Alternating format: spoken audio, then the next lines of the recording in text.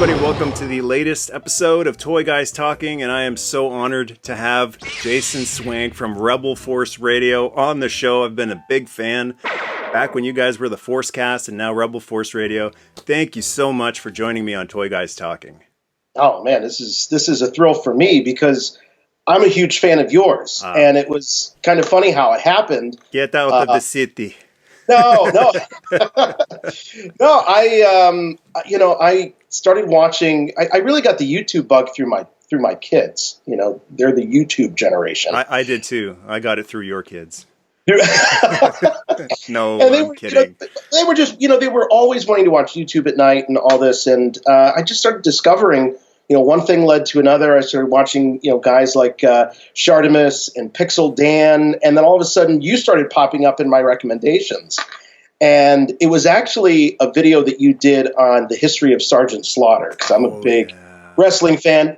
I kind of taper off around like WrestleMania 8 is probably about where, I've been watching it on the periphery. But I mean, up to that point, I was just all in WWF in the 80s. And but you did your Sergeant Slaughter video, and it really touched me because you talked about it in a way that wasn't corny. It was so sincere, but in a way I hadn't heard of. It's very easy to be cynical. And what I love about your content, and you have a great sense of humor, but you're never cynical. And I don't know how you do it. I don't know how you do it in this day and age. It's very easy for me. I'm allergic. It's like, how do you stay away from gluten? I'm allergic. Like people say, I'm not allergic to gluten, but I'm allergic to it. And that's it. It's just, I've always loved passionately what I love. I love the Sarge. I don't make apologies for it. And I don't, when we're younger, we're all we don't want to be made fun of. We want to fit in. And so when you're excited about something and someone's like, you like that? And you see that look, and then you see the ones behind the shoulder, the click of that person, like they're all looking at you like that. You're like, well, and then you become cynical. You become one of them. I don't love what I love. Right. And I just, along the way, decided I don't want to be part of that clique. I want to love what I love. And what I found out was the more sincerely that I loved what I loved and made no apologies, other people started to come over and join the tribe, as I call it, right? Not the clique, but the tribe. And they're like, you know what? And they're still a little skittish, but they're like, I love Sergeant Slaughter too. Guy is awesome, man. He's active on Twitter. He's always interacting with fans on Twitter, calling them maggots and pukes in the most endearing way. It's amazing. I love doing that one for the Sarge. I'm really looking forward to doing more about the Sarge because he is just a real life G.I. Joe back when that really meant something. Like today, there's, I guess, a couple dozen real life G.I. Joes out there in terms of the movie, right? But, I like parts of some of those movies. But to me, when I see Ray Park, great talent, Darth Maul, to take it back to Star Wars for a second. Yeah. But I don't look at him and go, oh, it's a G.I. Joe. Sarge was doing it when no one was doing it. And I just love the fact that he really gave up a lot to be a G.I. Joe. He gave, I don't know if you remember that history part, but he gave up his WWF contract. Yep. Because, McMahon said, you're here, you're not there. And Sarge was like, I'm going to be a real life G.I. Joe because I can be a wrestler anytime. Yeah. Yeah. And, when you talk about the Joe movie and wanting some of that, the purity that was there in the cartoon. I remember seeing Joseph Gordon-Levitt on a talk show. Cobra Commander. I think Cobra Commander. And he's still very proud of that, apparently. Well, he's a very likable and crazy talented guy. But he was on this talk show and he was promoting something else. And it had just been announced that he was playing Cobra Commander, and he was being asked about it. And they said, oh, what's that costume like? And he said, oh, well, it's not like the cartoon, because nobody wants to see a guy running around in like a dictator uniform. And I remember sitting there going, no, that's pretty much exactly what we want, right? Yeah. That's exactly what we want, Joe. And so I knew, the red flags were up right there. It's like, no, I pretty much want, Duke wearing that mustard yellowed shirt and, the brown pants and the boots. Like Bandolier and Snake Eyes Yep. with the arrow thing. And they don't do that. They update things so much. There's this jump from the small screen to the big screen, and they feel the need to fill details in. Transformers is a big example of that, right? Like, Oh, absolutely. we took the beautiful designs of G1 and then, well, let's put in some hangers and buttons and cracks and wire. They look like 3PO from the Phantom Menace. And it's awesome that we have the shorthand because we're both steeped in Star Wars too. Right. But they look like 3PO. They look like naked droids, naked protocol droids. So with all their parts showing. Yeah, and it's a missed opportunity, and maybe they needed to do that with a bunch of properties to get it out of their system, like Snake Eyes as you've never seen him before, and Duke as you've never seen him before, Roadblock as you've never seen him, Optimus as you've never seen him before. Okay, we got that out of the way. Can we now see them as we did see them before? Can we get a live-action G.I. Joe movie with any of these guys, the exact same outfit? And that was what was great about the anniversary line, because you could take the old figure, hold it up to the vintage figure and go, he even has his red handkerchief on his shoulder. Yeah. Right? He has the pouch is still brown on his belt. The level of detail, and it's not just detail, it's reverence. It's this word that anytime people watch a movie and they love it, and the word they use is reverence, because you got the people working on it going, don't change a thing. So let's get that with G.I. Joe. They're doing it with Transformers and Bumblebee, right? Those G1 designs, everyone was loving those. Yeah, that's true. And there's a reason why I think the Bumblebee film was, as widely accepted and loved as it was. It was kind of a return in some ways. But you see that with superhero movies a lot now. And I've got a 6-year-old and a 10-year-old. And, I'm not a prude by any stretch, but I would love to be able to take both of them to the movie theater and watch a modern superhero movie. But I just don't feel that I can at this point. I know exactly what you're saying. But I can put in a Chris Reeve Superman movie. I can even put in a Tim Burton Batman movie. Yeah. There's some it gets a little scary, but I'm still around, and I was a kid when that came out. Well, when I went to see Infinity War last year, I think a lot of people, they get caught up in the hype, and it's something that I've noticed over and over again, absolutely with Star Wars movies too. I didn't want to get into Star Wars too early here, but you've watched a Star Wars film or two. I've seen Star Wars a few times. Yeah. But there was just this really loud, I don't know if it's the majority, but it's a loud opinion of, I hate The Last Jedi, hate it, I'm done with Star Wars. And I didn't hate The Last Jedi, but it definitely felt like the closing of a beautiful chapter in a movie saga for me. And I didn't say I'm never watching another Star Wars movie again. Absolutely, I'll watch more Star Wars movies. The difference was I won't care quite as much. So I wasn't going to go opening night. I wasn't going to go opening week. Heck, I wasn't even going to go opening year.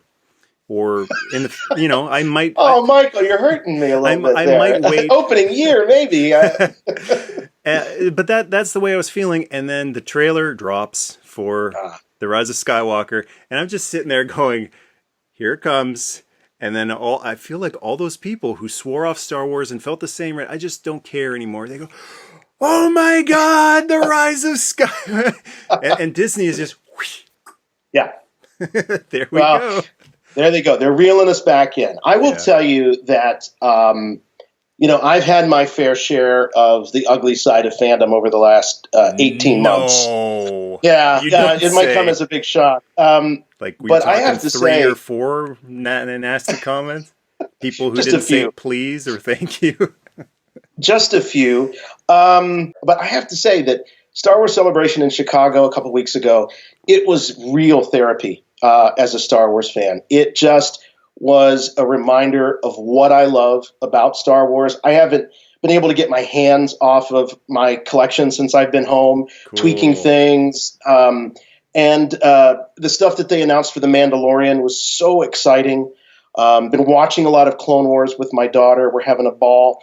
And I tell you, the one panel that really probably got me the most nostalgic was the 20th anniversary of The Phantom Menace. Yeah. And that's certainly a movie that, has its share of flaws. But No, it's you don't say. a few, but it's hard for people that weren't there or weren't old enough to remember what that was like in the spring of 1999. Yeah. And if people think that The Force Awakens was a huge phenomenon, it was nothing compared to what Phantom Menace was. Agreed. That Phantom Menace trailer, whew, people went to see Yeah. Wing Commander to see that trailer. And They saw Meet Joe Black, I think, didn't they? Yeah. Wasn't that another one? And they walked out of the movie happy. Yeah. They Yeah, walked right. out happy going, I paid to see the trailer, not Meet Joe Black or Wing Commander. Yeah. But I think the way things are today are because of the Phantom Menace. I mean, Star Wars, the original trilogy, was huge in its day. But it's not like literally every other person on the planet was talking about Star Wars. It was still, it's debatable, bigger than Star Trek, a little smaller than Star Trek, same level as Star Trek. It's hard to say. But I remember being a huge Star Wars fan in the 90s, just huge. And I would say if I encountered 10 people, 2 people would have seen Star Wars. And the big donut hole would be as passionate. Have you seen it 10 Yes. times? No. I've seen it once, 10 years ago. What's wrong with you? Uh-huh. So, but now it's it's part of the language. It's part of the modern ethos. It's our legend now, not It is. Homer's Odyssey and all that stuff. It's Right. Luke's Odyssey. It's That's right. Anakin's Odyssey. Yeah, it's one of those things I think that when you see pop culture crossing into actual culture, Shakespeare was a pop writer in his day. Mm-hmm.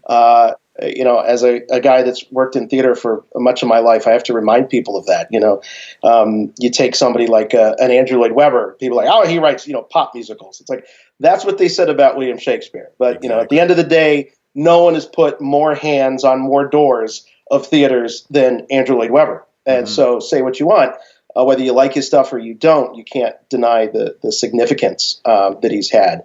But there is sort of sometimes a little snobbery that comes in. I oftentimes, talk to people who are really into classical music, which is great. And classical music is wonderful. But I see film scores as sort of the modern classical music, and some get it, and some don't get it so much. But there is for a generation that was seeing when pop culture becomes actual culture, and I think Star Wars is one of those things. I really like when someone doesn't get it. I mean, everyone's entitled to their own opinion. But there are some people who, I encounter people who go, I don't get it. And there was a really powerful thing I heard someone say one time. He was talking about religion, but I think it applies to everything. In this case, it was a guy who rediscovered his religion. It, pulled him out of a very dark period in his life, drug abuse, cheating on his wife. And he made his way back to the light, he said. And he was talking to someone who was like, that religion stuff, that's so phony, that's bogus. I don't believe that at all. I don't believe in God. And this guy, instead of what the response usually is quoting scripture and thumping a Bible and coming off as either pious or hypocritical, because who are you to judge? This guy said, how can you, so proudly boast that you've never found God when you never spent 15 minutes looking for him? And it's a real challenge. It's not an insult, which is right. so common in this day and age to throw insults, hate. I mean, people get exalted for Burns. Wow, you owned him. You destroyed. How many times do we see that in social media? You destroyed him. Nobody got destroyed. Words don't destroy people. There's no victory. It's not a battle. If you really want to fight, ball the fists up and do it old-fashioned style. But, that's a little too difficult for a lot of people. And so they do something that's more safe, and they do the online destruction. I think that was a wonderful challenge because what he was saying is, look for him for 15 minutes. And then if you after 15 minutes go, guess he's not there to be found, fine. You made an effort. And it's like, to bring it back to toys, I hate 85 Snake Eyes when you're walking through the aisles looking for 85 Snake Eyes at a Toys R Us. I hate them. Have you seen them? Well, no. Yeah. Have you looked for them? No, I don't care. Well, go look for them. Because, it's possible that if you actually went through the pegs, he has a wolf. He has a sword. Hey, this is pretty cool. Like real cool. Yeah. Try looking before you decide if you don't like. It's same goes for movies, right? Don't judge a movie until you've watched it. Don't judge a book until you've read it. Don't judge a person until you've sat down for 15 minutes and had a coffee with them. Right. Right. My partner in crime on the podcast, Jimmy Mack, where is he? I don't know. Is he back there somewhere? I think someone's still got to scrape him out of a gutter somewhere in Chicago, right around the McCormick place. No, he's recovering just fine. But there's the way that comic books are covered now. So an issue comes out, and sometimes it's even before it hits the street, and there'll be this real sensational headline in the story saying, Marvel Comics declares Palpatine was father of Darth Vader. Yep.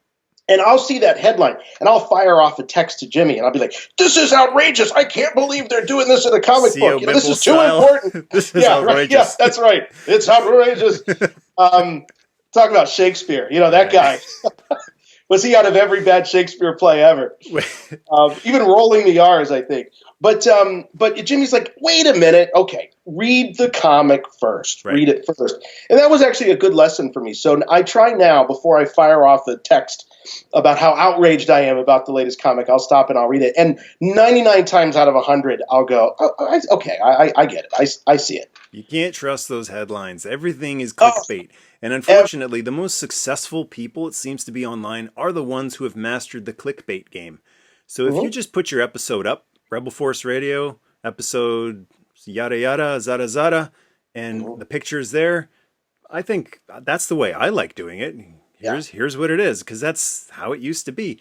But now it's got to have that wacky, crazy title like, what the heck is going on with this guy's nose? And the video has nothing to do. Like it can be an Ian McDiarmid interview, and there's nothing to do with his nose, but it's like clickbait. What happened? Yeah. And they watch, and then the short attention span doesn't even care that the thing that reeled them in didn't get addressed. They don't even go. Yeah. They don't even go back and stop and think of what got them there in the first place. But I have tried to slow down and be a little bit more intentional and deliberate, in things. And sometimes it's difficult. You're busy. If you got a day job, you're doing your podcast thing. You got the wife and the kids, and it's very easy to get sucked into the headline world. Will of the Force. Don't forget that one. Right, for sure. So it's easy to get, to think that you can just get this very, quick hit digest version of what's going on in the world. But you really got to dig a little bit deeper. I wanted to talk to you about toys too. I'm loving this discussion.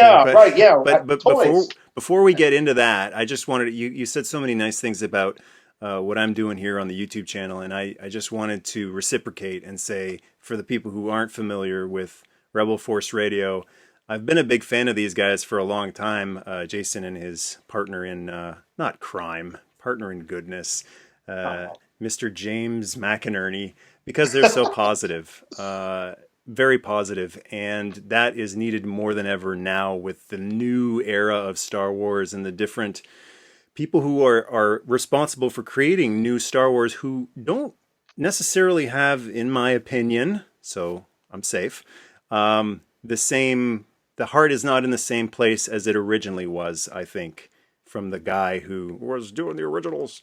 So that's good. We should have an Uncle George off here. Yeah. Look at the big shot.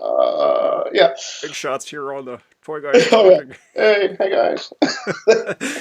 But yeah, if you haven't, I just want to let all the viewers know, if you haven't checked out Rebel Force Radio, check it out because they're awesome. They're positive, open-minded. It's fantastic. It's one of my favorite podcasts. Always love putting it on.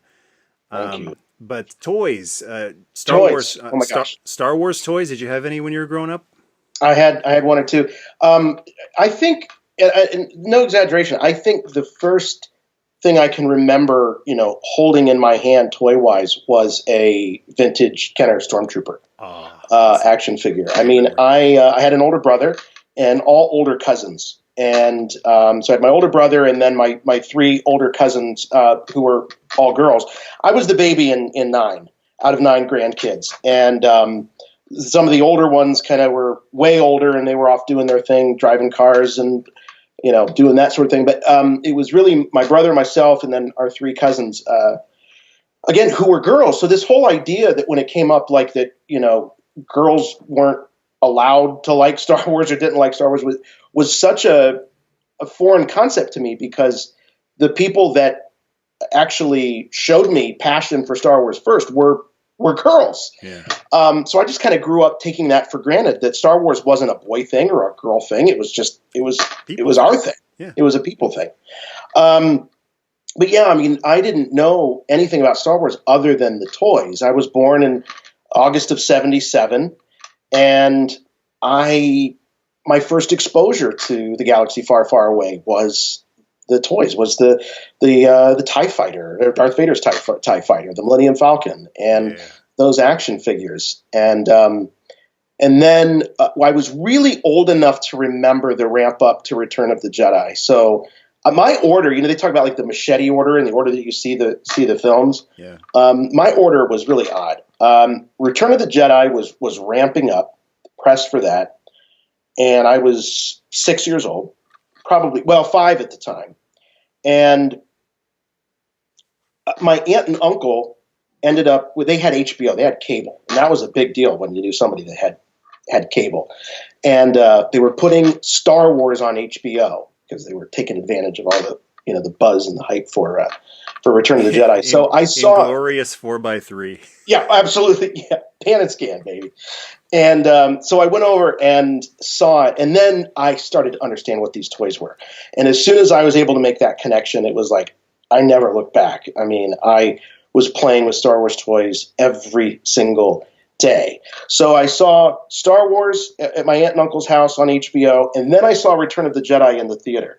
But there was this missing middle piece that I hadn't seen. And I had toys from it. I knew that I had a back we didn't have books on tape. We had books on record. I had the 45 with the books on 8-track. Yeah. Yeah. I had the little 45 that was like, the story of Empire Strikes Back in, 8 minutes. And then I had I don't know if you remember the big one. It was like a 2-album version, 33. And it had a big storybook that you could flip, and they actually used some of the clips from the movies and all that. So, I mean, I was so desperate to find out what happened in this middle chapter. And I remember getting a call from my cousin because her dad had a Laserdisc player. And the reason he had a Laserdisc player was because of the Star Wars movies. And Empire was finally... Back then it must have been so weird for people. You got it just for the Star Wars? Yeah. Well, yeah, because at that time, I think actually the laser discs themselves were cheaper than buying a VHS or a beta tape. I think back then, like the retail price on a VHS was like $99. Yeah, and I remember. Laser discs, that's why you had to rent them. That's exactly right. Afford them. Well, it was never really intended for the format at the time. Was never really intended for you to buy it. It was all going to be, rentals. That's got to be mind-blowing for the younger generation who can literally watch anything they want in the palm of their hand anywhere, to go back in time and go, we couldn't watch Star Wars whenever we wanted. We had to rent it if it was there and then return it and maybe watch it again in a week or two. Oh, I mean, one of my best memories was my mom would surprise me once in a while and rent a VCR from the store with Return of the Jedi. and when it eventually came out on VHS. And I still remember opening up TV Guide and seeing this ad for Return of the Jedi coming out on VHS. And it was, if I believe it was a scene from Endor, and it was like the scout troopers and the speeder bikes flying through, and it said, "The wait is nearly over. Return of the Jedi on VHS." Mm-hmm. Bugged her, to death. And then one day she came home from work and had this big old suitcase, which was a rented VCR and Return of the Jedi. And I'm not kidding you, Mike. I mean, I would watch it and rewind it and watch it again and rewind it and watch it again, and I'd have the action figures, and playing along with it. So toys were always very much a part of anything that I consumed entertainment-wise. I had to have like the toy equivalent. Yeah. That's what I always taught, and I used to do that with Transformers the movie. Just watch it, rewind it, watch it. But that's the synergy I always talk about in my videos. The synergy. They call the cartoons in the 80s toy commercials, right? Glorified toy commercials. No, they're not. And the toys are just kids' toys, right? No, they're not. If you put everything together, the comic with the cartoon, with the toy, with the voice actor, with the passionate writers behind the whole thing, with whatever else might be there, and you mix it all together, you get something very magical. What's fascinating to me about Star Wars, though, and I wasn't into Star Wars as a kid at all. I was into G.I. Joe, Transformers, He-Man, and all the other stuff, Brave Star, Silverhawks, any obscure thing that lasted 1 year, I loved it. The harder it bombed, the more I loved it. Oh, no. That might be a reason why I'm not that big a fan of The Phantom Menace or The Force Awakens. The harder it bombs, the more I love it. Right. But even back then, before I knew anything about Star Wars, I had seen Return of the Jedi on TV, like you. And some of the things freaked me out. Jabba the Hutt and some of the, mostly stuff in his palace. But the one thing that I just became very enamored with was Jedi Knight Luke Skywalker. Amid all my heroes, Duke, He-Man, Optimus Prime, this guy in a black outfit with a cloak and a green lightsaber, because I was aware of his blue one from his previous movie, but then and the green one, I'm like, this guy's cool. I don't know anything about him, but the name Skywalker is so cool. And I actually, anytime I'd go to the toy store, go through the G.I. Joe aisles, go through Transformers, He-Man, all that stuff, I'd go over to the Star Wars aisle, the Return of the Jedi figures, which I never cared about any of them except Black Luke Skywalker. And I went through those pegs every single time and never found him. And a couple of years ago, I found him in a galaxy far, far away called eBay. But this is why I do have nostalgia for the original Star Wars Kenner figures, just because of The Last Jedi, or if we're allowed to refer to him as that. I don't know if we want to bring up. Might give people PT. The last? I don't know who the Last Jedi is. But anyway, just the fact that he was one of the first toys I hunted and couldn't find because he was rare, and then the thrill of the hunt, and finally found him.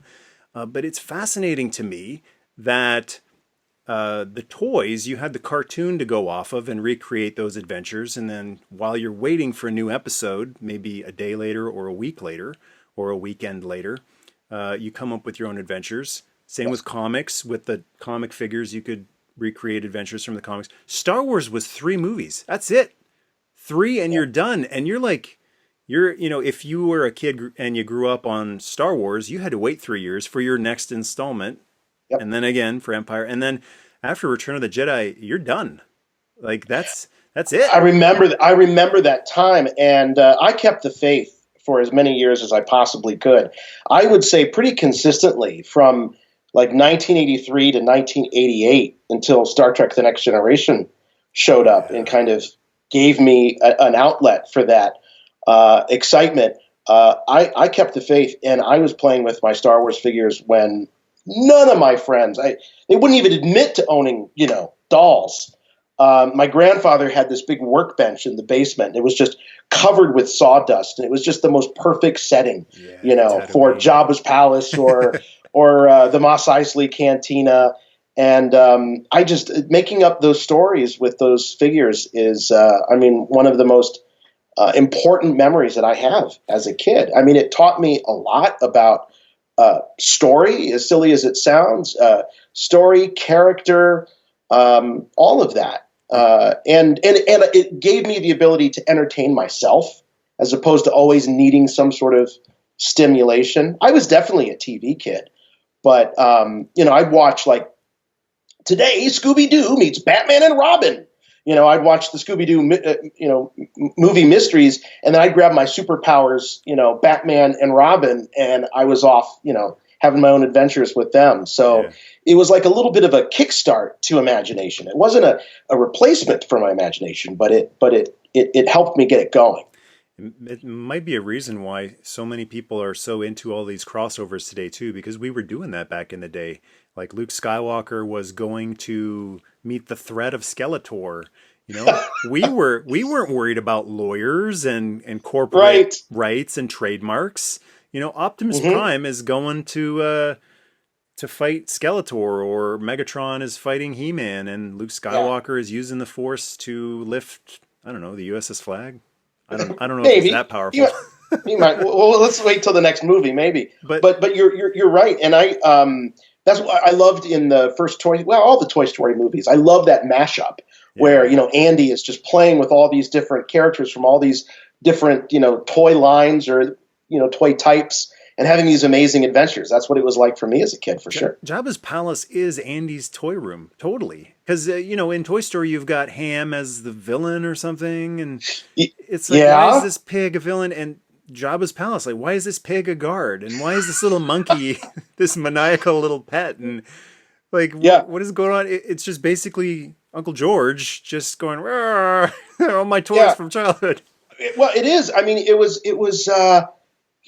There's something about his imagination of, these crazy characters that, personally I feel are kind of missing from the new Star Wars. He took major risks and chances. Just the idea of having a stormtrooper riding a giant lizard through the desert, we take that image for granted because we've had it with us for 40-some years. Yeah. That was crazy. No one was doing that. Yeah. Why was he riding a lizard? But it works. And I recently got to chat with a first sergeant, a bomb defusal expert, and he was talking to me like this guy was a real life Duke. It was incredible. I'm like, you are Duke Hauser from he's even a first sergeant, and he was talking about the soldiers that he trains for bomb defusal, and he was saying one of the things that he's noticing in the younger generation is a lack of imagination. You have to, for something like that, you have to have a vivid imagination. Now, why did they wire it the way they did? Right? And if you go to cut that or whatever it is in the defusal or disposal process, you have to have contingencies. Well, they might have anticipated that. So then you're going to do this, but they anticipated that. It's like it's like chess, right? You got to think 8 moves ahead and how do we counter the counter of the counter of the counter? And he's a toy fan as well. And he was saying, I think playing with the toys, less was more. And because we didn't, in the case of the cartoons, there's only one a day or one a week. We filled in the gaps with our own adventures. With Star Wars, that's taken to the max. There's only a 2-hour adventure every 2 years, and you can watch them over and over again. Yes, there was droids and Ewoks, but what's that really adding to even then we kind of knew something wasn't quite right with this. With the droids and the Ewoks, it just didn't feel right. But the real Ghostbusters was a big one for me. I mean, I just could not wait till the next Saturday morning and having those figures to fill that gap of that week. And by that time, I had my own VCR. I was really living, and I would record those. I was taping those episodes. Every week. It was. So I want to talk about Real Ghostbusters in a second, but with so much stuff out now, I mean, you look at Transformers and how many series have there been over the past 10 years? People they ask me, what do you think of, I don't even know what they're all called, this one and that one, and Prime and Beast Hunters and whatever. I'm 15 years behind. I'm sorry. I'm still working my way through Robots in Disguise, the first one. And then Star Wars, like there are great Star Wars shows out there. I loved Rebels and Clone Wars, but there's so much of it. And when you don't have much, you go, yes, more, we're starved. But then when you get show after show, and then there's a live action show and another one and a movie and the 8 comics every month, and you start to get to the point where you're like, like Yeah. too much, and there's nothing left to come up with because it's all just being spoon fed to you.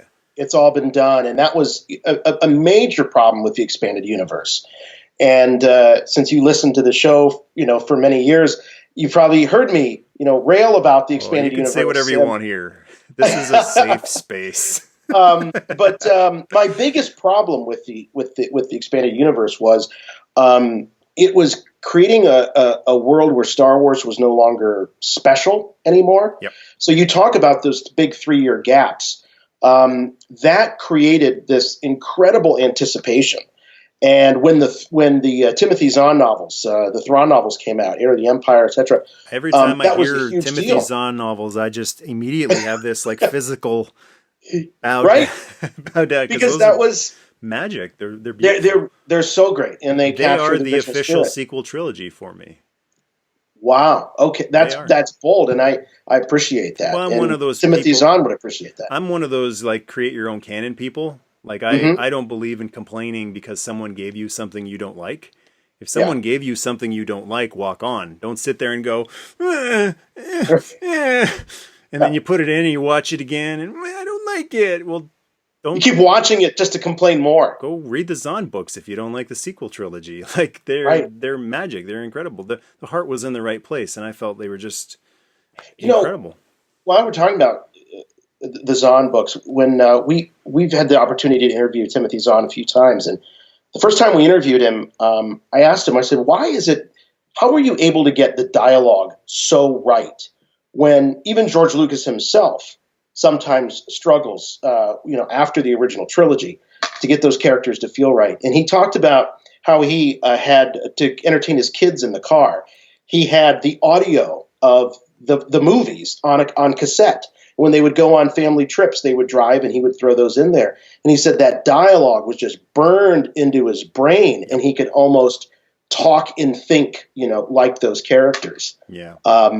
Because Star Wars, is one of those things, because the alchemy of it is derived from so many other things, from the serialized shorts from the 30s and 40s. That's a great point. To classic science fiction, pulp comics, all this stuff. You have to deconstruct it in a way in order to reconstruct it, and that's one of the problems that I have had is with some of the newer stuff is that it feels like it's no longer influenced by Star Wars or by the things that sort of inspired George. So, and that's why, a project like The Mandalorian is really exciting to me because I think the closest thing we have to George Lucas is Dave Filoni, who was the showrunner and the guy behind Clone Wars. I call him the prince that was promised. Yes. If you know Game of Thrones. Yeah, he really is. He really is. Because he learned at the knee of George Lucas. George taught him. At one point, we were talking to Dave, and he said that George said, he stopped in the middle of a writers' meeting, and he said, I'm trying to show you how to write Star Wars. I'm quitting. At one point, I'm quitting. I'm out. Listen, I'm out. pay attention. Yeah, I'm leaving at 3. Forget it, Kathleen. It's yours. Yeah, right. Yeah, right. I'm out. But so I think that it takes more than an understanding of Star Wars. It takes understanding what the building blocks of Star Wars was, and that's something that I think Timothy Zahn really understood, and that's why it came through. There's again sincerity, being unapologetic for what it is. That is a great point, and we, major fans who have ever seen something brought back, Star Wars or anything else, and it doesn't feel genuine. Something feels off, and they go, well, explain. And you can't explain. You can't explain a feeling. You just can't. It's like someone asking you, how do you feel about your wife? How do you feel about your kids? Well, I love them. That doesn't really cut it. Who was it? I think it was Alan Watt once said, the real shame, tragedy of the way we communicate is we can never relate how we feel in mere words. But poets come close. So, Yeah. if you write a poem, it's like, ooh, you got close. That's why people get emotional and stuff. But I've read some Star Wars comics where I was like, yes, like the voice is perfect. And I've read some comics and books where I go, that doesn't sound like what Vader would say. Yeah. Maybe to that writer, but to me and a lot of people, they concur. Like, that doesn't sound right. Why does that sound off? Never really thought about it, but I really like how you put that. It's not just about Star Wars. It's got to be like Star Wars. It's got to be like Flash Gordon in Hidden Fortress. That's right. And everything else that influenced George Lucas. It's got to be that stuff. And I think there is new Star Wars that they went back and watched old Star Wars and thought that was enough. That might not be enough. You might have to put in some old serials. Whoever's making the new indie, watching the old movies, the only three Indiana Jones movies exist. Yeah. Might not be enough. You might have to go and watch those old serials that inspired Indiana Jones. That's an amazing thought, because like I've talked about it recently on here. When we were growing up, they would come out with something that really looked and felt like other stuff, but they gave it a new name. So Star Wars really felt like some other stuff, but brand new name. Now what they do is they bring out something with an old name and nothing's the same. It's my gosh, everything is different. So true. It's the absolute inverse of what they did before. So we were talking about Ghostbusters earlier. That is an example. They brought that back, and it was Ghostbusters in name, slightly in concept. I liked the movie. Like, I didn't despise it, but I watched the expanded, whatever it was, director's extended cut. I didn't see the theater version. Yeah, I didn't either. I saw the same one you did on video. My wife and I watched it, and we laughed. And we went, obviously not as good as the original, but, if they had called it Ghost Smashers, there wouldn't have been a problem. And people would have went, man, that's part Ghostbusters, part, I don't know, whatever else, but, Saturday Night Live sketch that won't end? Exactly.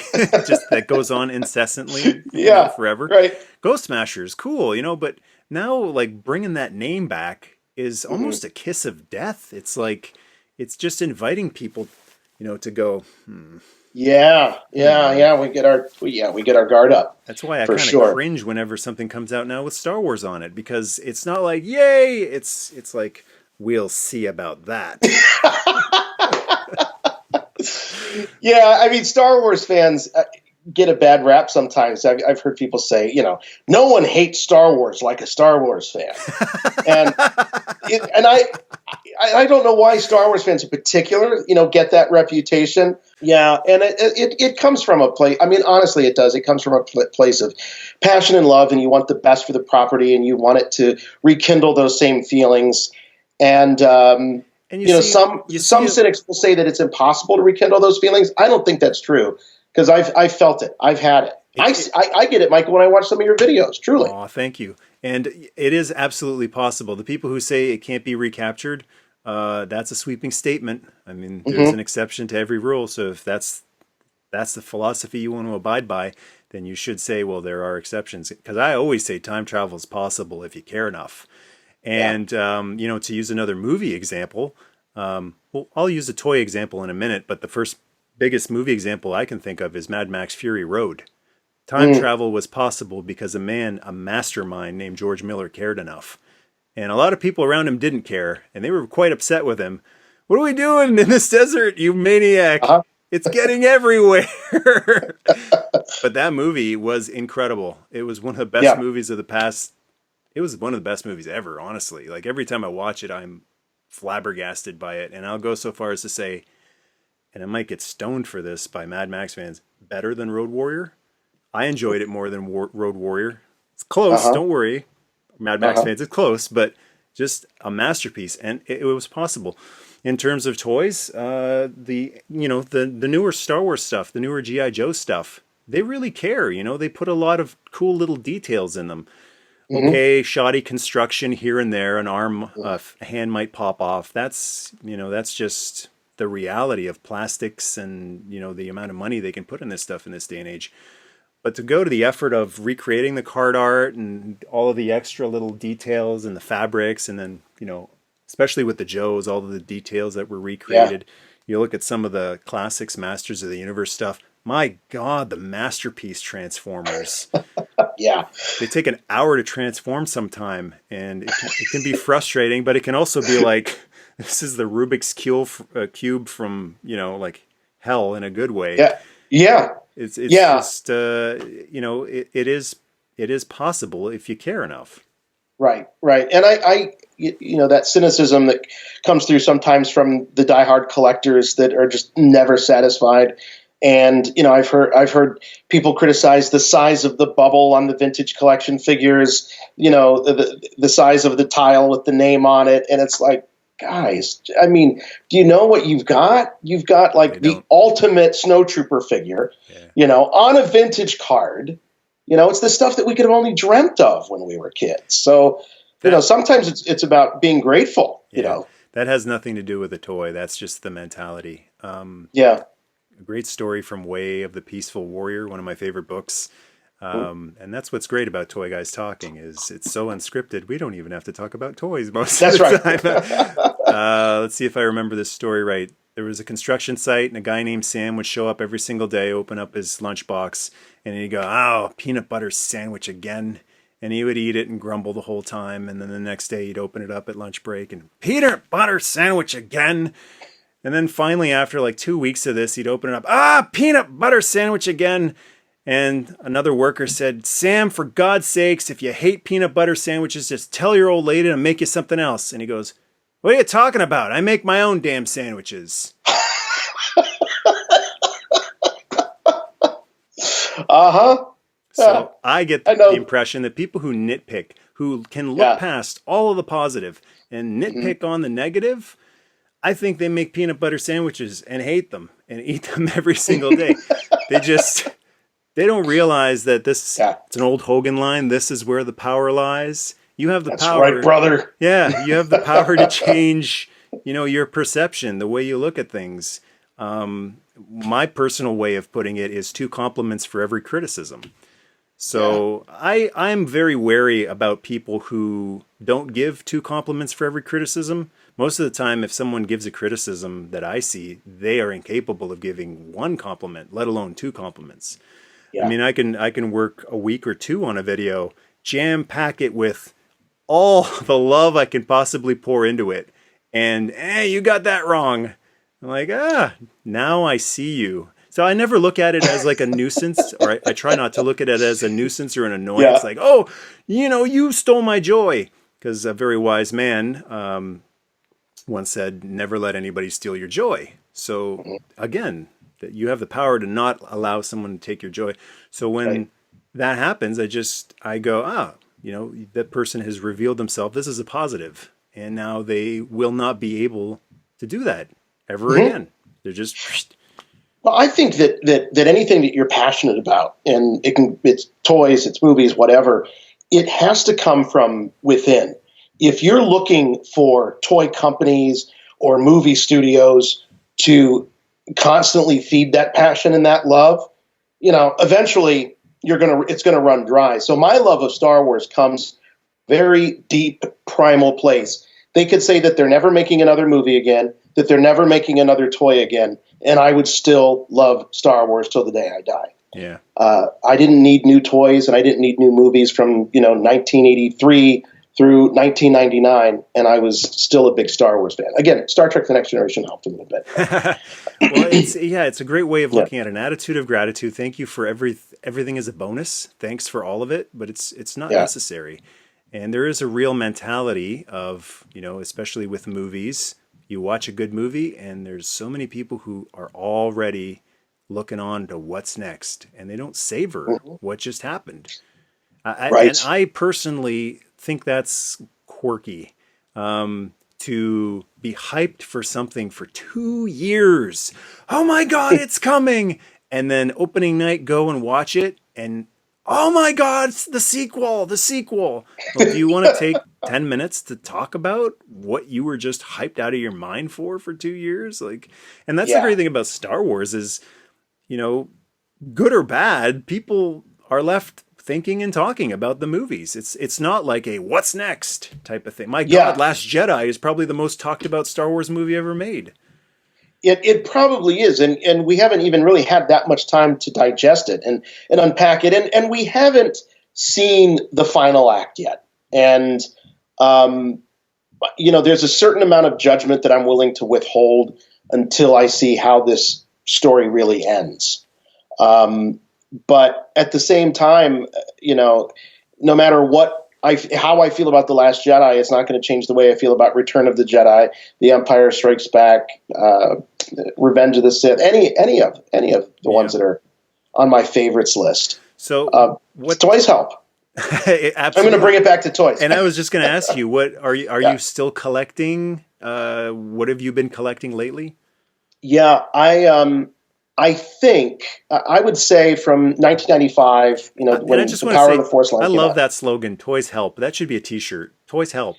Toys, I'm a toy. I'm here to help. Toys Help. But 1995, I remember getting I don't even know how they found me, but I got a copy of the Jawa Trader catalog. Do You're going to you say remember the the Jawa? CIA. Jeez. Oh no, not yet, thank goodness. Jawa And Trader. on the cover of the Jawa Trader was the land speeder, the vintage land speeder toy, with a brand new Luke Skywalker figure, all buffed up, and an Obi-Wan Kenobi. Power of the Force. And I'm like, oh my gosh, Yeah. there's new Star Wars toys. Yep.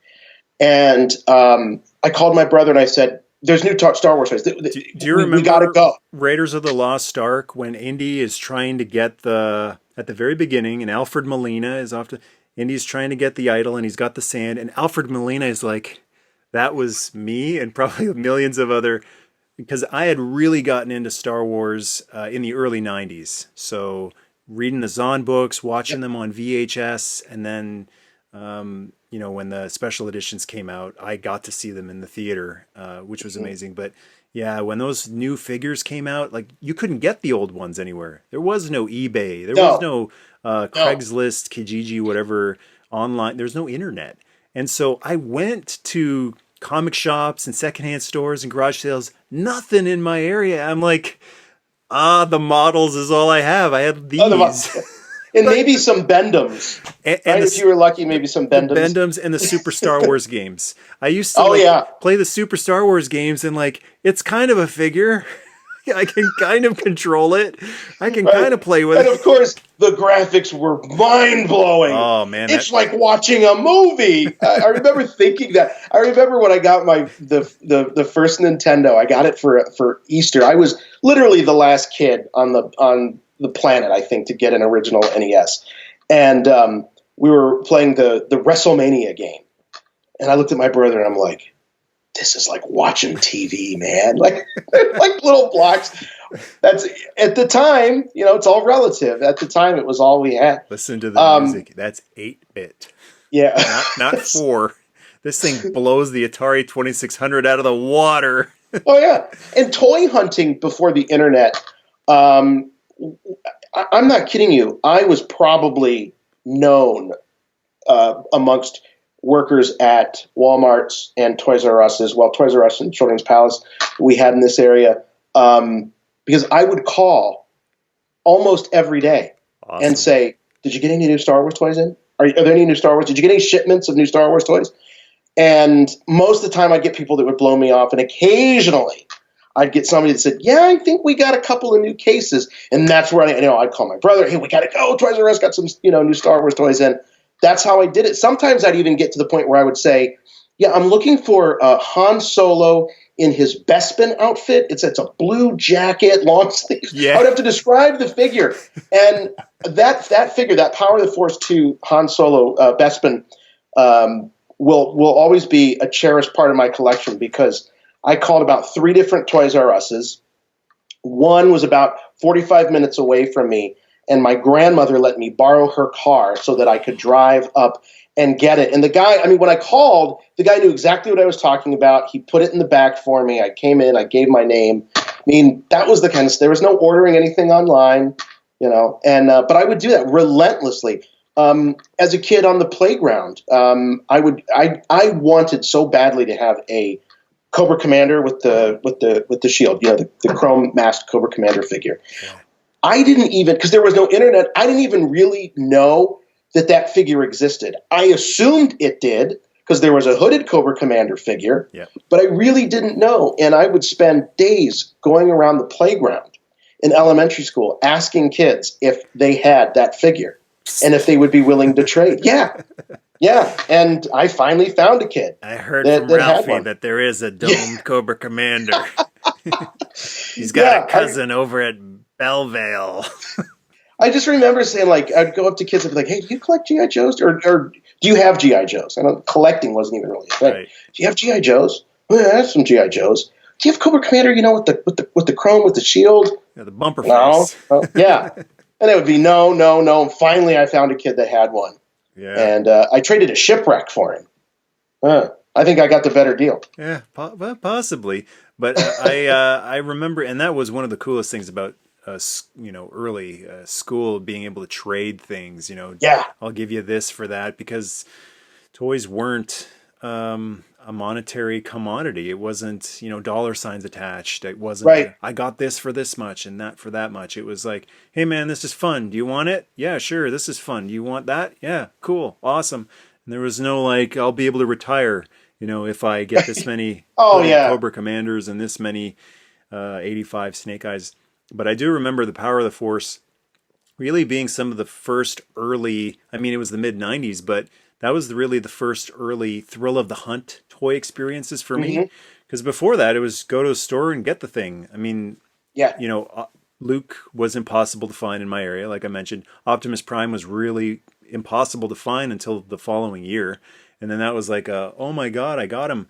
But other than that, like Omega Supreme was sitting on the shelf. Everybody was always sitting on the shelf. It's just I couldn't afford them, so I would just That was the stand there and look and read the box and memorize the box and stuff. But it wasn't like a problem of I can't find them.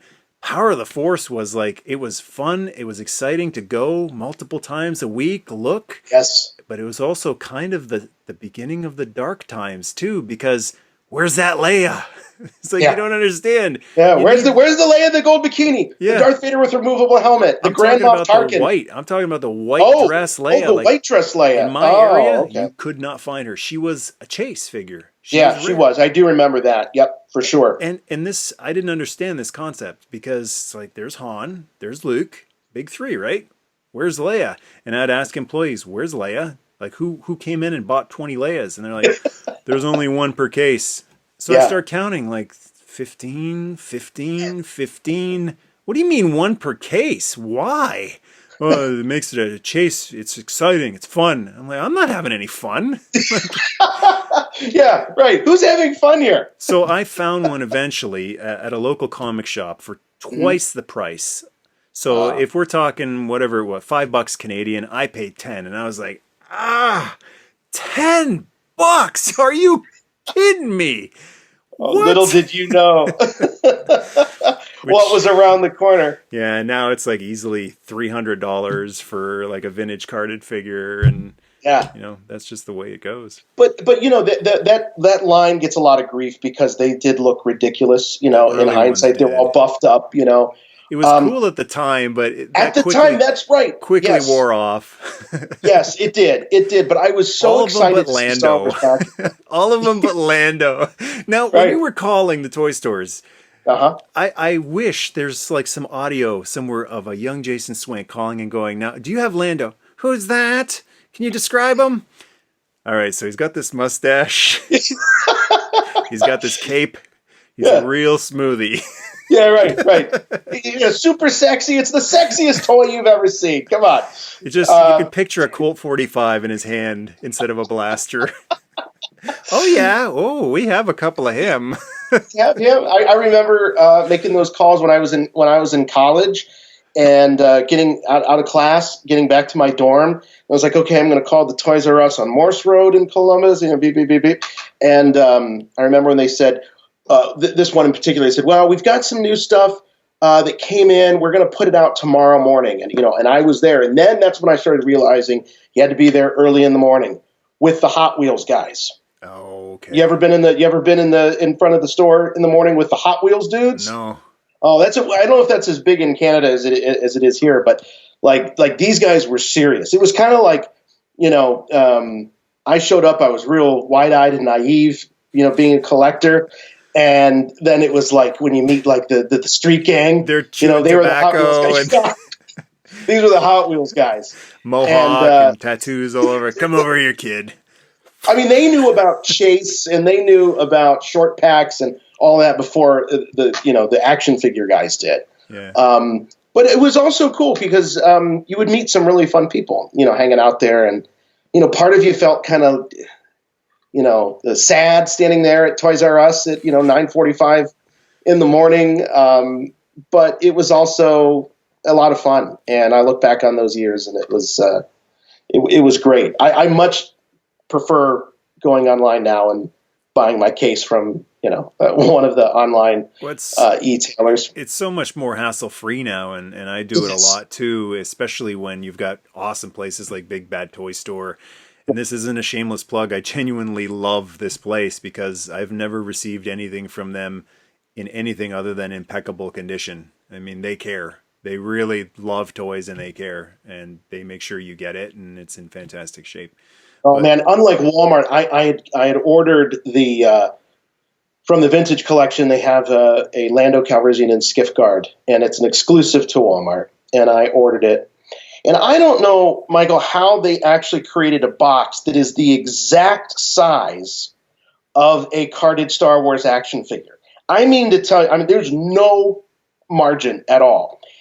And so they take this thing and they just cram it right down in the box. And anything that happens to the box, there's no bubble wrap, there's nothing, happens to the card. Yep. And this thing looked like it had been through, 3 wars when I got it. And opened it up, looked like and Dak. Yeah, After I feel like that's right. I'm gonna take on the whole empire myself. Yeah, you never do that. You never want to be the guy that's like, man, when I get back, the first thing I'm going to do is I'm going to get myself a hot dog and I'm going to go and pick up my girl. And that's the guy in every war movie that gets blown away within seconds. The funny thing about that whole thing, I still remember the first time I sat down to watch the whole trilogy because I was Transformers had been canceled, G.I. Joe had been canceled. It's all gone. I was like, it's all gone. He-Man is gone. It's all gone, and I need to move on to something else. I don't know why I moved on to Star Wars because it was deader than any of this stuff. Yeah, right. But something about the original trilogy, it always, the Force ghosts, the lightsabers. It's always resonated with me spiritually. Like I really love the spiritual aspect of the original trilogy. Yep. So I was going to sit down, even though I had seen parts of it. I knew Vader was Luke's father. I had seen Vader unmasked on TV one day. And, when I was a kid, and I was like, yuck. And I needed a few years to appreciate what the hell he had been through. So sitting down to watch the original trilogy for the first time, watched Star Wars and went, yeah, wow, I get it. That's fun. And then I put Empire Strikes Back in, and Dak gets introduced. Feeling all right, sir? I feel like I can, And I swear, first time really watching these movies all together, I thought, okay, so Luke is stepping aside, and Dak is the new hero. He's the new hero of the rebellion. And Luke is kind of going to be his big brother type of character. I thought Dak was the new main character. Really? And then 5 minutes later, Bajoom! And that's not it. Bajoom! I'm like, oh. Okay, I guess Luke is sticking around for a while. Yeah, Star Wars loves extreme deaths. No one has had a more extreme death than Han Solo, right? Who gets impaled, falls off a bridge, and then the whole planet explodes. As he's if resting. You can hear Harrison Ford like, he's really dead, right? You promise he's really dead. Yeah. Can you blow up the planet or something just so these nerds stop harassing me? Oh man. And I do have a Dak figure, and he's he's hidden in behind here because it just breaks my heart to see him. I feel like I should stomp on the figure just to make him I look a gotta little tell more you, authentic. I love your display. I love that you are keeping the integrity of the pegs in the way you display your figures. I may have to copy off of you because I just have these big comic long boxes of figures. As you were asking me, what do I still collect? So since 1995, I probably have close to 90% of every carded figure they've made since 1995. Wow. Yeah, and they're all Now on cards. And you have them, but where are they? I'll send you a photo Are they boxed up? of my stock. Yeah, they're in comic long boxes, Oh, and I'm not. cool. Yeah, I know they're all in there There's crying, nowhere to wanting to put be them. I out. mean, I have these figures 2 or 3 per peg, and that's why I Yeah, love the pegboard. You can pick it up at a so Home cool. Depot for not too much. You screw Yeah, it into your wall, not all the way. And so when you use the pegs, they come out just like at a store. And that way you can, put 2 or 3 deep and then change it up every once in a while. I just noticed now, is this guy blinking? look at that. He's looking down. He's looking down at the He control looks like, panel, yeah, or but or he's getting ready to take a nap. I don't know. he might be sleeping on the job though. But the nice thing about this is like it is sad to have, and that's a problem a lot of collectors have, when you have the stuff but you have nowhere to put it. And Yeah, the 80s toy museum is really not that big a room. It's just a room. It's not like a floor of my house. So it's nice to be able to every couple months, if I feel like it, just take a guy off, and hmm there we've got this guy. Just swap them, right? So it's kind of fresh yeah, stock, like that toy store feel, which is what I was trying to recreate. yeah. It's obvious. I love the fact that you have focused your collection on vintage stuff, and you've heard you say, if the vintage is out of your price range and there's some sort of not reproduction but maybe commemorative line or Homage. throwback line, homage line, you're happy to hang those up too. Yeah. um, so There, I like the focus that you have to your collection a lot. and there are those complainers who can't give 2 compliments for every criticism, can't give 1 compliment for every criticism, who say, that's not vintage. You shouldn't call it a vintage collection. It's not vintage. And like I go, you are welcome to send me thousands and thousands of dollars and I will rectify this problem. I will remedy the mistake. But Yeah, you have to help me. Like I'm not going to yeah, bend over backwards for a person like that. So yeah. the check is in the mail, as Jack Burton once said. Yeah, I also love, like with your WWF guys, the old LJN Oh yeah, figures, that you got some of the newer belts on them, because that yeah. same old belt would just used to drive me Sucks. crazy. And then they Sucks. went with the brown. They had the The brown tag version. belts. Yeah, yeah. The tag. That's right. The tag belts were always brown. Yeah. The Now belt. that's a line that you talk about hunting as a kid. That was before I couldn't drive or anything like that, and all I wanted, I think it would have been the Christmas of maybe 85, 86. The only thing I asked Santa for that year was the tag team pack of the British Bulldogs, the Oh LGN, yes. and they were Rule Britannia. impossible to find. I didn't even know they They were. were all Again, up here. is that where they were? Because I they think so. certainly weren't down here. I think You so. could not find them, For some and reason, when I search either my local, we call it Kijiji here. It's like Craigslist. When I search my local Kijiji or even eBay Canada, tons of British Bulldogs in Canada because they lived in really. Calgary. Yeah, Well, they sure. The Hart family, and yep, yeah, they were intertwined with the Hart family over there, and they lived in Calgary. So they were all up here. Like all their figures were here. wow, yeah. I was walking home from school in gosh, it must have been like third grade, and we had this big hill, and I remember seeing a couple of kids several feet in front of me holding these wrestling figures. I knew exactly that they were LJN wrestling figures.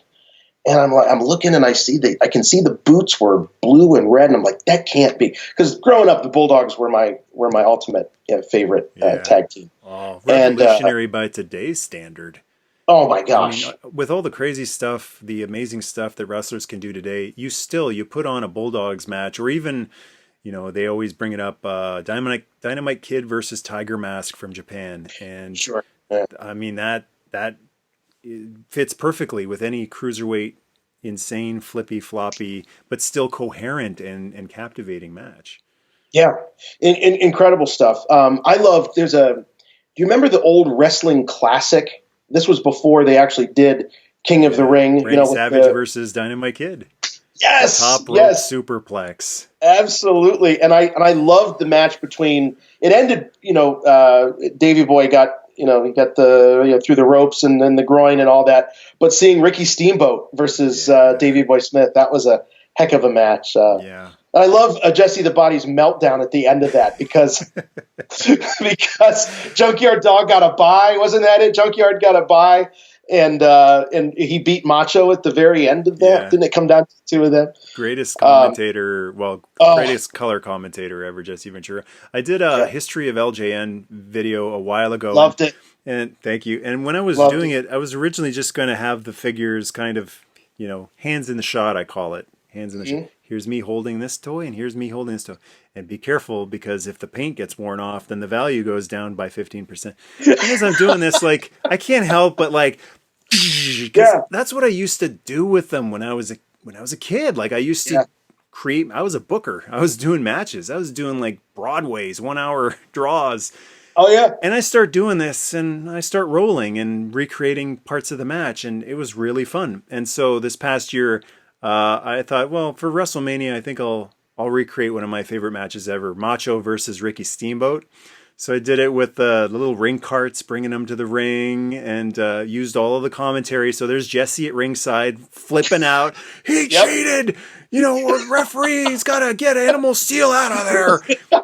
And I really wanted a gorilla to be there bantering with Jesse, and they never made a gorilla LJN figure. So I'm looking at all my figures and going, who would make a good gorilla? And I saw King Kong Bundy.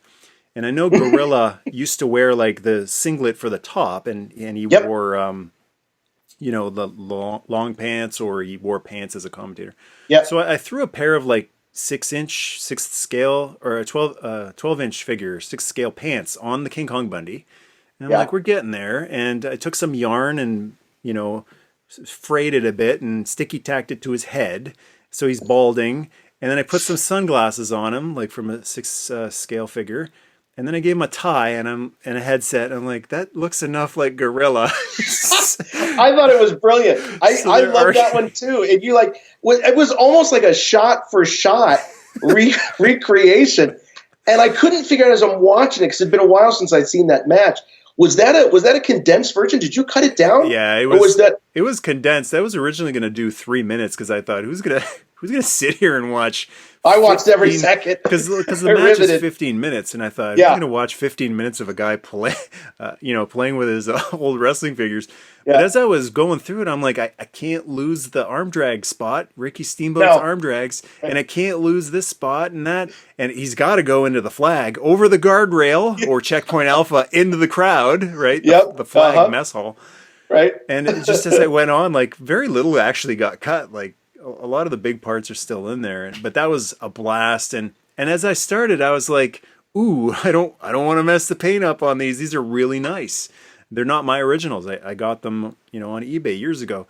But as I was going, I'm like, screw it. These were made to play with, and wham and bam and crunch. It was, so I did knock a little bit of paint off of both of them, and I love it. I don't look at it and go, oh, that's a shame. I look at it and go, man, that was so much fun.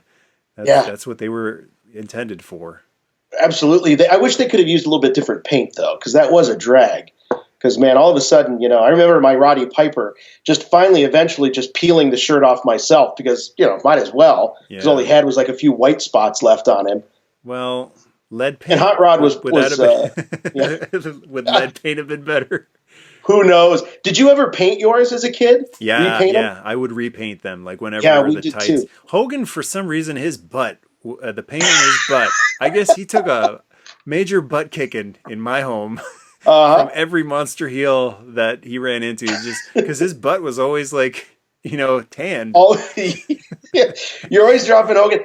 Now, when did you become aware? Maybe it was different in Canada, but here that line dried up, and so when those later figures came out, the newer version of Hogan with the Hulkamania shirt, Warrior, Axe, Rick Rude, Ken Patera, some of these Bam that came Bam out. Bigelow, yeah, Bam Bam Bigelow, Honky Tonk. $1 Million Man, Ted DiBiase, Honky Tonk Man, Ultimate Warrior. They weren't available in the United States at all. I had to order those and beg for my birthday one year because I saw it in the back of one of the old wrestling magazines. Not even a WWF official magazine, one of the old indie mags. Yeah. There was an ad for them, and they just didn't make it here. Did you have them on the? I saw them in the stores like once or twice. They were very rare. They came on the black cards.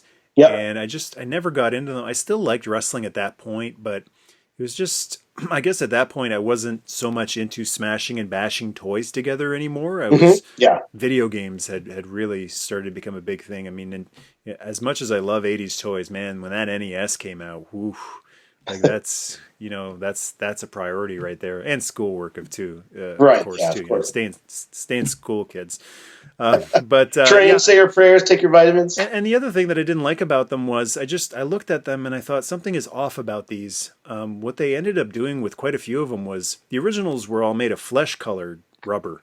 And they painted the hair and the clothing, and it wasn't that big a deal. Like, it still looked like the guy, so he's missing a little, it's battle scars. Right. Whatever.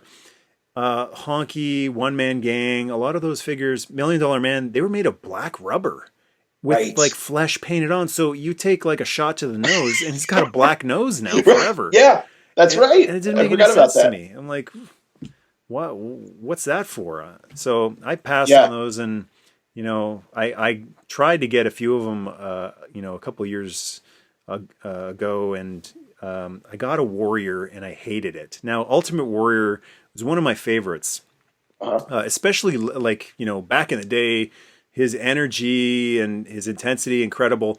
But what is really incredible about Warrior is those later YouTube videos that he would do later in his life. He really, he gets chastised for a lot of things that he has written throughout his life.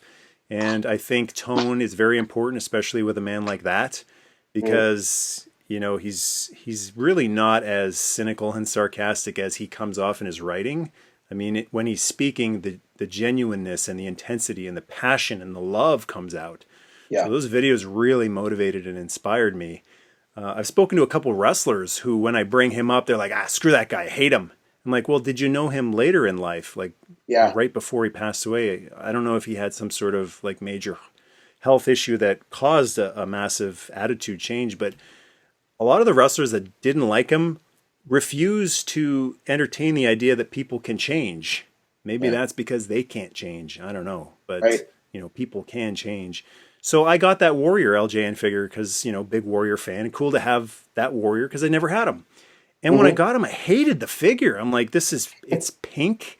It's weird. Like, all the other ones are flesh colored, and this is like a really weird pink. It doesn't look anything like him. The pose is horrible. Black, ugly boots.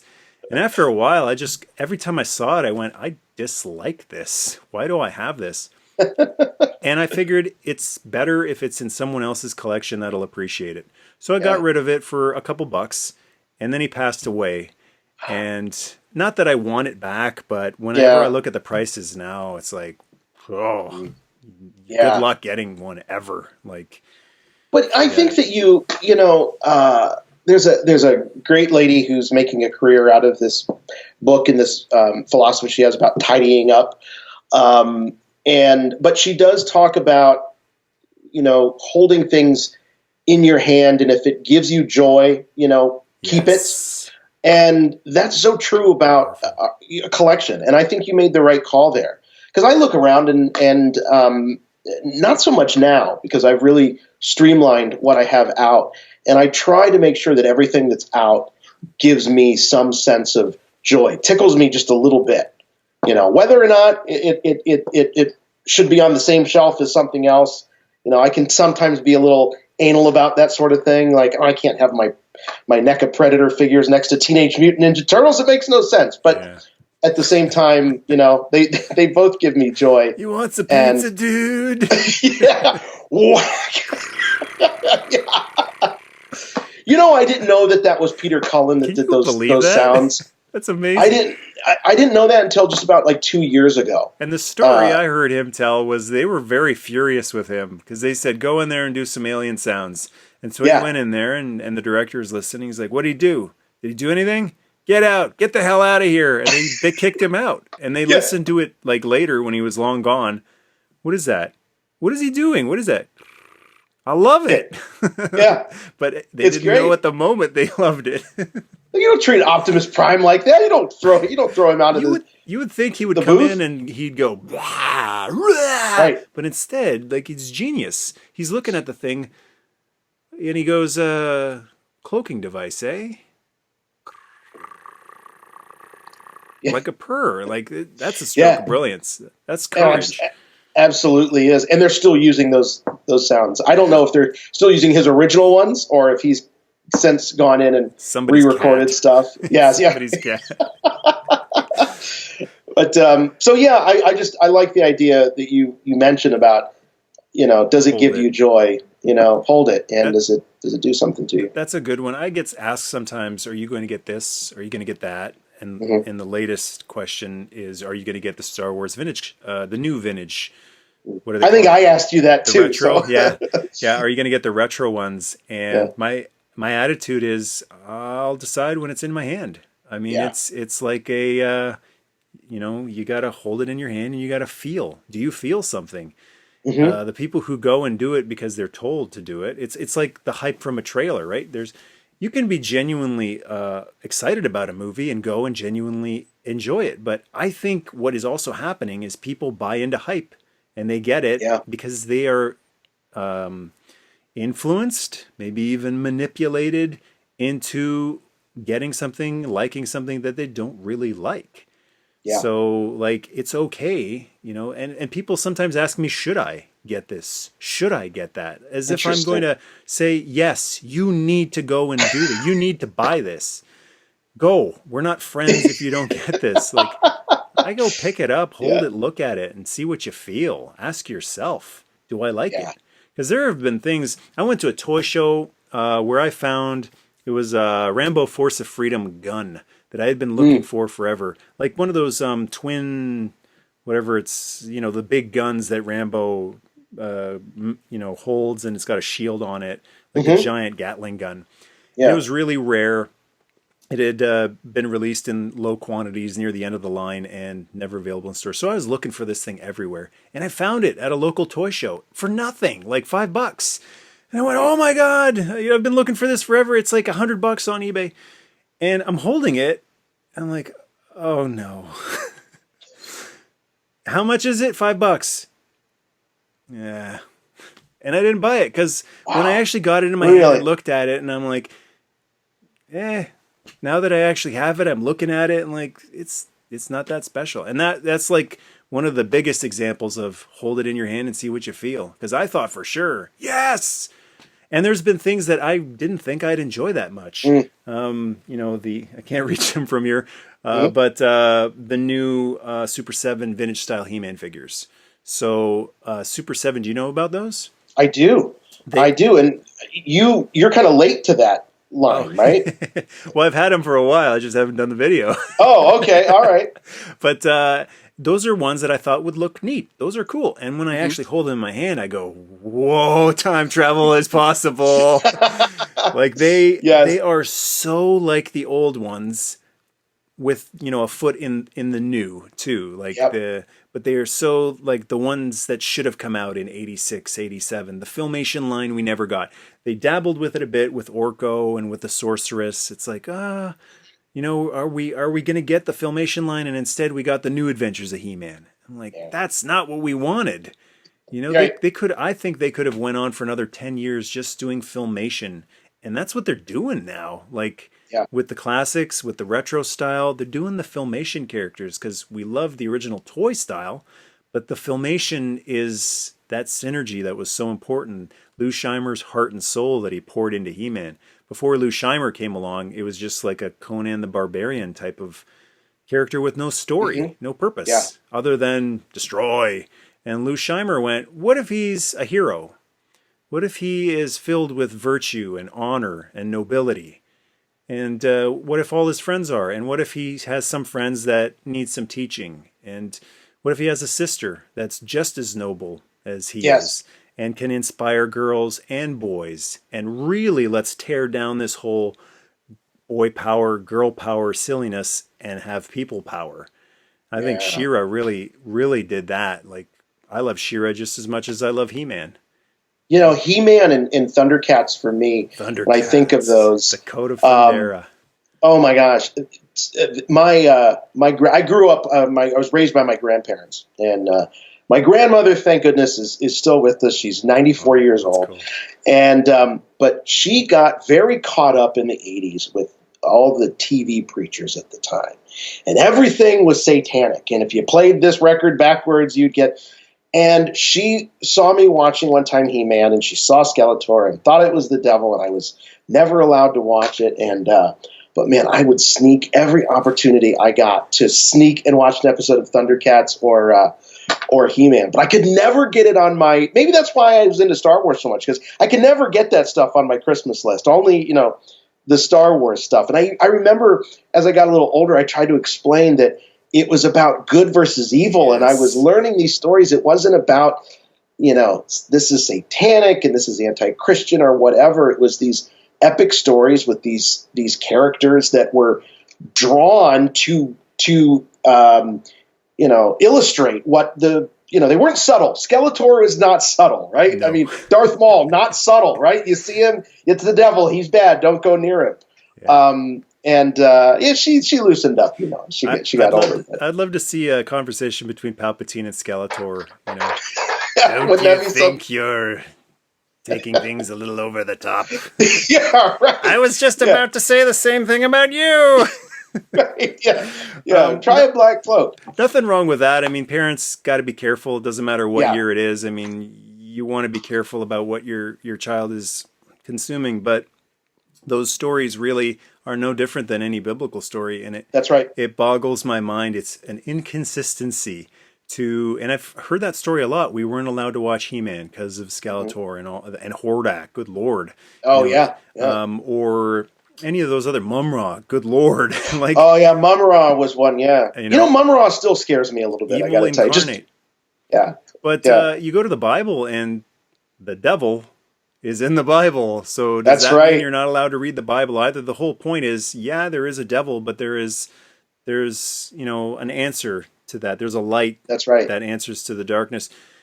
Every great story is based on that. So there's a light named Optimus Prime that answers the darkness that is Megatron and He-Man and Skeletor and if Batman and the Joker, and Darth if you Vader, don't have a good villain, you don't have a good hero, honestly. I mean, the toy lines that really sputtered and didn't do well have a lot to do with a weak villain. Like, you look at Sectars. I loved Sectars as a kid because it bombed. Yeah.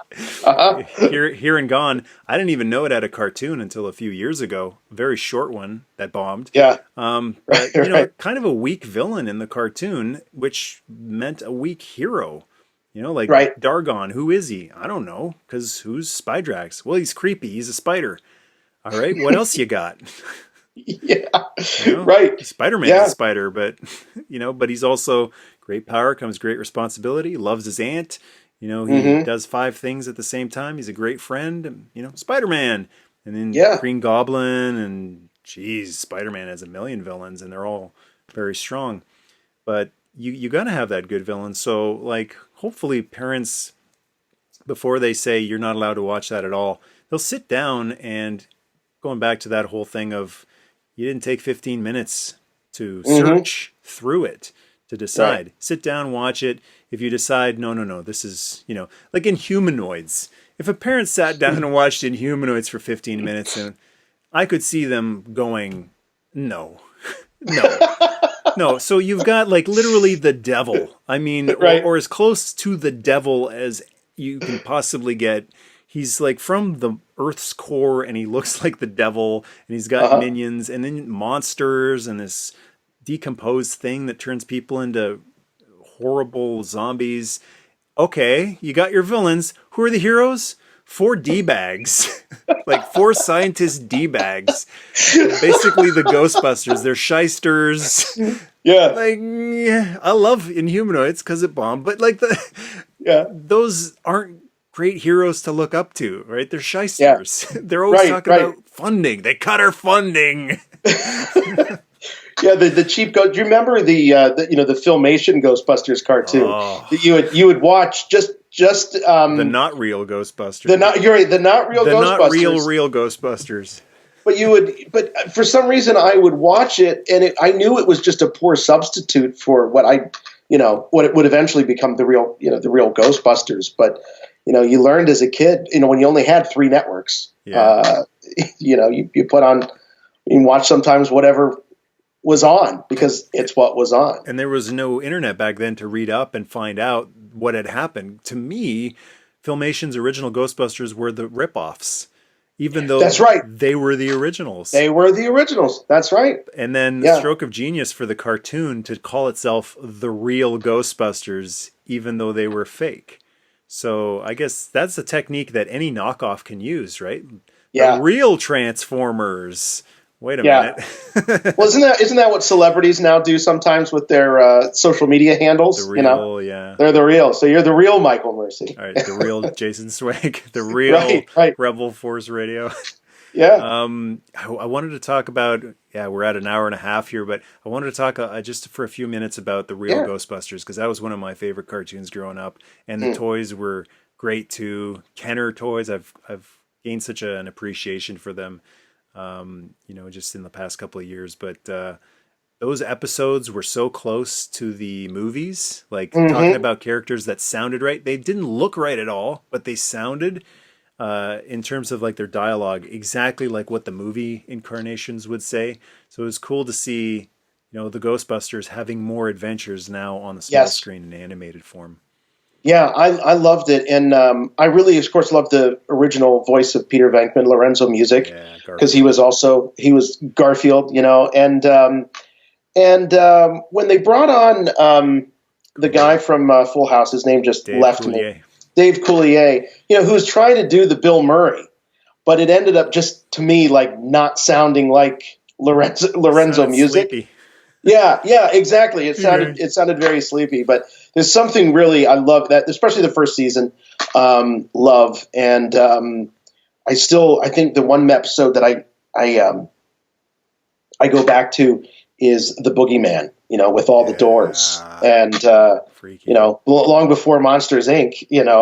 Kind of had a similar concept. There was the real Ghostbusters. Doing that stuff. And I think too, what I loved about it is I didn't feel like it ever talked down to me as a kid at all. I felt like I was watching something kind of grown up. It never seemed juvenile. And, years later, Batman, the animated series would do that for me again. And I still feel like it's probably the gold standard for animation, in my opinion. It really gets that Pixar formula where it's great for kids because of all the zany, fun stuff, but it's so tongue-in-cheek and witty too, and dry.